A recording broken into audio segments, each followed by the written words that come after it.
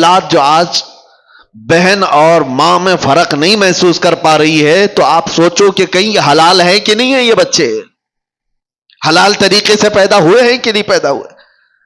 جو حلال نسل ہوتی ہے اس کے اندر ادب و تمیز لحاظ ہوا کرتا ہے۔ بچوں کو پہلے ایسی پرکھا جاتا تھا، خاندان کون سا ہے یہ بھی بچوں کے اخلاق و آداب سے سمجھ میں آتا تھا، بچوں کے بولنے کے انداز سے سمجھ میں آتا تھا کہ خاندانی ہے یا نہیں ہے۔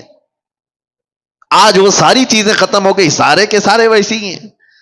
بات کرو تو گالی کے لہجے سے بات کرو، چھوٹے چھوٹے سے بچوں کو سنا ہے کہ ماں بہنوں کی گالیاں دیتے ہیں۔ یہ کہاں سے ان کے اندر یہ چیزیں آئیں؟ ماں باپ سے میں کہتا ہوں، پڑھ رہا تھا اس سے قبل ایک بات، شاید آپ کے سامنے میں نے اس کو شیئر کیا ہے، بیان کیا ہے۔ بغداد کے ایک بہت بڑے عالم دین تھے، بڑے بڑے علماء کو پڑھایا کرتے تھے، ان کی مجلس لگی ہوئی تھی، بچے باہر کھیل رہے تھے، بچوں کی گیند اڑ کر کے یہ علماء کی محفل میں آ کر گر گئی، سب بچے ڈر گئے۔ ظاہر سی بات ہے، بچوں میں جو ادب اور تمیز ہوتی ہے نا، اس کا بھی بہت بڑا اثر ہوتا ہے۔ بڑوں کی مجلس میں جانے سے بچے ڈر گئے، بڑے بڑے علماء بیٹھے ہوئے، کون گیند لے کر کے آئے گا؟ ایک بچہ اس میں کہتا ہے کہ میں لے کر کے آ جاتا ہوں۔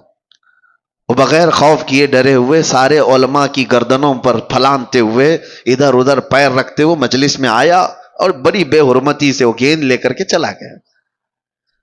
وہ جو علماء کی مجلس تھی وہ چھوٹے عام لوگ نہیں تھے، وہ اولیاء وقت تھے۔ انہوں نے دیکھا اس بچے کو غور سے، وہ بچہ کوئی اور نہیں، جو استاد پڑھانے کے لیے بیٹھے ہوئے تھے ان کا ہی بیٹا تھا، جو سب سے بڑے عالم دین تھے ان کا بیٹا تھا۔ سب کی گردنیں جھک گئیں کہ اس بڑے گھر کا بچہ ایسی کیسی حرکت کر سکتا ہے۔ وہ جو بزرگ تھے وہ سر جھکا لیتے ہیں، کہتے ہیں اس کا قصور نہیں۔ بات در حقیقت یہ ہے کہ جب ہماری شادی ہوئی اور ہم گھر آئے تو ہم 3 دن سے فاقہ میں تھے، گھر میں کھانے کو کوئی چیز نہیں تھی، میں اور میری بیوی فاقہ کر رہے تھے۔ تیسرے دن ہمارے پڑوس سے ایک بھنے ہوئے گوشت کی تھالی آئی، بہت عمدہ غذا ہمارے پاس تحفے میں آئی۔ بھوک اتنی لگی تھی کہ ہم نے پوچھا بھی نہیں وہ کہاں سے آیا، کیا کھا لیا، پیٹ بھر کر ہم دونوں نے کھا لیا۔ اور اس کے بعد پھر ہم نے ملاقات کی، اس رات اس کا حمل ٹھہرا اور اسی سے یہ بچہ پیدا ہوا۔ اور وہ بزرگ کہتے ہیں مجھے یہ لگتا ہے کہ وہ مشکوک کھانا تھا، یہ بھی نہیں پکا کہ حرام تھا، شک تھا، پتہ نہیں حلال ہے بھی کہ نہیں، میں نے پوچھا نہیں تھا، کھا لیا۔ اور مجھے لگتا ہے اس کھانے کا، اس رزق کا اثر ہے کہ بچہ میرا بے ادب پیدا ہوا ہے۔ نسلوں پر بھی اس کا فرق پڑتا ہے۔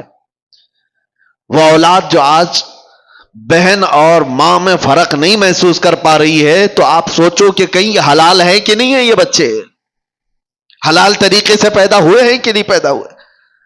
جو حلال نسل ہوتی ہے اس کے اندر ادب و تمیز لحاظ ہوا کرتا ہے۔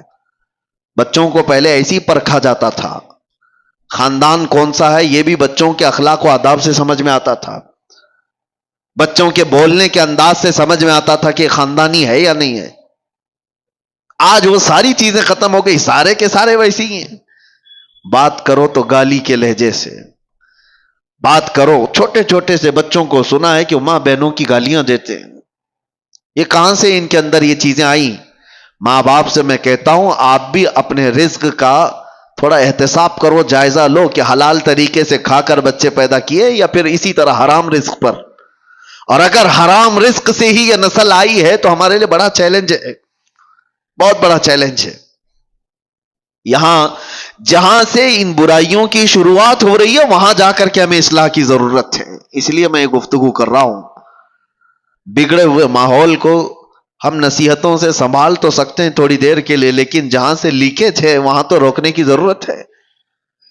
کہاں سے یہ لیکیج ہے، کہاں سے یہ چیزیں چل رہی ہیں؟ رزق سب سے پہلے، جسم کے اندر بے حیائی پیدا کرنے والی سب سے بڑی چیز اس کا رزق ہے۔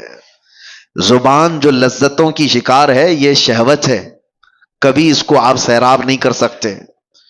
زبان جب کسی کی آزاد ہو جائے کھانے پینے میں تو سمجھ لو کہ اس کا شرمگاہ پر بھی کنٹرول ختم ہو جاتا ہے، اس کی اپنے شرمگاہ پر بھی اس کی حفاظت نہیں ہو پاتی. سب سے پہلے اپنے رزق پر کنٹرول رکھو، یہاں سے سارے معاملات بگڑتے ہیں. اور دوسری چیز، بے حیائی کا سیلاب جو آیا، ایک تو رزق ہے، دوسرا مسئلہ ہے کہ زنا کے قریب لے جانے والے اسباب کیا ہیں. بندہ جو ہے، ایک فطری سی بات ہے کہ ہر مرد کو عورت کی طرف کھچاؤ رکھا گیا ہے، پیدائشی ہے. عورت کو مرد کی طرف کھچاؤ رکھا گیا ہے، پیدائشی ہے، فطرت ہے. سب انسانوں میں یہ چیز موجود ہے. لیکن اس فطرت سے بھی بڑھ کر کے آدمی کب آتا ہے؟ اپنی ماں سے اگر کوئی بدکاری کر لے، بہن سے کر لے، بیٹی سے کر لے، تو یہ فطرت سے بھی بڑھ کر کے آدمی نے کر لیا، انسانیت بھی بھلا دیا. یہ کب ہوتا ہے؟ جب زنا کو آدمی ہلکے میں محسوس کرنے لگ جائے کہ یہ کوئی چیز ہی نہیں ہے، کامن ہے، تو پھر اس کے سامنے ماں، بیٹی، بہن بھی کوئی چیز ہی نہیں رہتی. سب چیزیں کامن ہو جاتی ہیں، نارمل ہو جاتی ہیں. یہاں پر آ کر روک کہاں لگانی چاہیے؟ اپنی آنکھوں کی حفاظت کرو. تمہاری آنکھیں جتنی آوارہ ہوں گی اتنا تمہارا جسم بدماش ہوتا چلا جائے گا. ساری بے حیائی، سب کچھ یہ آنکھوں سے شروعات ہوتی ہے. اسی لیے قرآن پاک نے مومنوں کو سب سے پہلے کس چیز پر روکا؟ رب تعالیٰ فرماتا ہے وَقُلْ لِلْمُؤْمِنِينَ يَغُضُّوا مِنْ أَبْصَارِهِمْ. اے محبوب، اے میرے رسول، ایمان والوں سے کہیں کہ وہ اپنی نظریں نیچی رکھیں. وَقُلْ لِلْمُؤْمِنَاتِ يَغْضُضْنَ مِنْ أَبْصَارِهِنَّ. اور عورتوں کو تھوڑا سا زیادہ حکم دیا گیا ہے. مردوں کو اپنی نظریں نیچی رکھنے کا، اور عورتوں کو تھوڑا اور زیادہ حکم کیا ہے؟ اے رسول، اے محبوب، آپ عورتوں سے، ایمان والی عورتوں سے کہیں کہ وہ اپنی نظریں نیچی رکھیں. دوسرا آگے کا حکم کیا ہے؟ وَلَا يُبْدِينَ زِينَتَهُنَّ. اپنی زینت کو دوسروں کے سامنے ظاہر نہ کریں. جانتے ہیں آپ، عورت کو نرم لہجے میں بات کرنا بھی جائز نہیں. آپ سوچ رہے ہوں گے تعجب ہے یہ، اسلام تو سکھاتا ہے نرم لہجے میں بات کرنا. یہ اخلاق میں سے ہے کہ نہیں؟ اچھے نرم لہجے میں بات کرو کسی سے. لیکن عورت کو کہا گیا ہے نرم لہجے میں بات کرنا. وہاں تو شیطان آ جائے گا. مرد تو چاہتا ہی ہے کہ اس کی نرم گفتگو سنے. مرد کو شہوت اسی وقت بڑھتی ہے جب عورت کی وہ نسوانی آواز سنتا ہے. اس میں شہوت چھپی ہوئی ہے. عورت کو کہا گیا ہے کہ وہ نرم لہجے میں بات نہ کرے. عورتوں کو اس کا حکم کیوں دیا گیا؟ ہاں، کسی بھی اجنبی مرد سے عورت کو بات کرنے کی نوبت آ گئی تو وہ کڑک لہجے میں بات کرے، سخت لہجے میں ہی بات کرے، تاکہ وہ مرد تمہاری طرف یہ نہ سمجھے کہ یہ اشارے دے رہی ہے.